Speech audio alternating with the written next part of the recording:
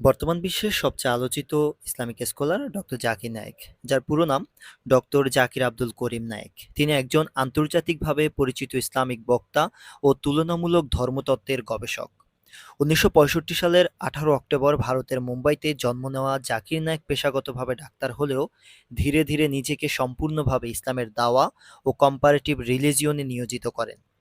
ধর্মীয় বিষয়ে গভীর গবেষণা, যুক্তি প্রমাণ ভিত্তিক উপস্থাপনা এবং লাইভ প্রশ্ন উত্তর ভিত্তিক বক্তৃতা তাকে দ্রুত বিশ্বজোড়া জনপ্রিয়তা এনে দেয়।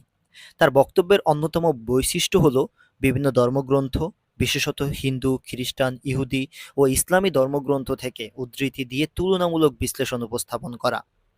তিনি দীর্ঘ সময় ধরে পিস টিভির মাধ্যমে ধর্মীয় আলোচনায় যুক্ত ছিলেন এবং এই চ্যানেলের মাধ্যমে লাখো মানুষ তার বক্তব্য শুনেছেন।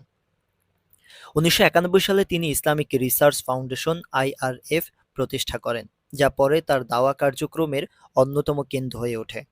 দক্ষিণ আফ্রিকার বিখ্যাত ইসলামিক বক্তা আহমেদ দিদাত তার চিন্তা জগৎকে গভীরভাবে প্রভাবিত করেন এবং তারই অনুপ্রেরণায় জাকির নায়েক কম্পারেটিভ রিলিজিয়নকে কেন্দ্র করে প্রচার চালান।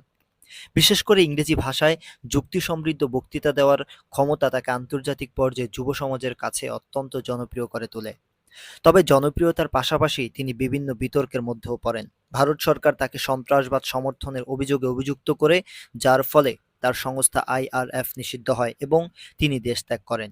যদিও এসব অভিযোগ তিনি অস্বীকার করেছেন এবং অনেক পর্যবেক্ষকের মতে অভিযোগগুলো সম্পূর্ণভাবে প্রমাণিত হয়নি। বর্তমানে তিনি মালয়েশিয়া অবস্থান করছেন এবং সেখান থেকেই পিস টিভি ও অনলাইনের মাধ্যমে তার দাওয়া কার্যক্রম চালিয়ে যাচ্ছেন। সমর্থকদের দৃষ্টিতে ডক্টর জাকির নায়েক মুসলিম যুবকদের জন্য যুক্তিসঙ্গত ধর্মীয় শিক্ষার এক উৎস। তার বক্তৃতা অনেক মানুষকে ইসলাম সম্পর্কে জানার আগ্রহ বাড়িয়েছে। অন্যদিকে সমালোচকদের মতে তার কিছু বক্তব্য উত্তেজনা সৃষ্টি করতে পারে বা ভুল ব্যাখ্যার সুযোগ তৈরি করে।